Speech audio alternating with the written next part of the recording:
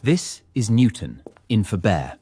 Today, Thomas Young's double slit, one electron at a time.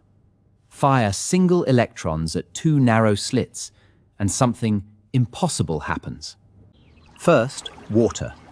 Waves through two slits overlap. They add where crests meet, cancel where they clash. The result is stripes. Remember the stripes. Now, electrons, fired one at a time. Nothing to interfere with. Each lands as a single dot. One click, one place. Perfectly particle-like.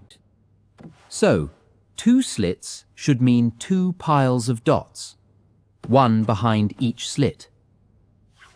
That is the classical prediction. Hold that thought and watch the real screen. Dot by dot. 10, 100, 10,000. Stripes appear. The interference pattern assembles itself from electrons that were always alone. Each electron's wave passed through both slits and interfered with itself. Where the waves reinforce, dots are likely.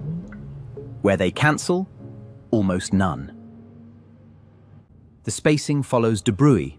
Wavelength equals h over momentum. At 54 electron volts, it matches the spacing of atoms, measured on this very machine. Your turn. Tonight, ask which slit it went through, and notice the question itself breaks. That was why one electron builds an interference pattern by itself. Newton, in for bear.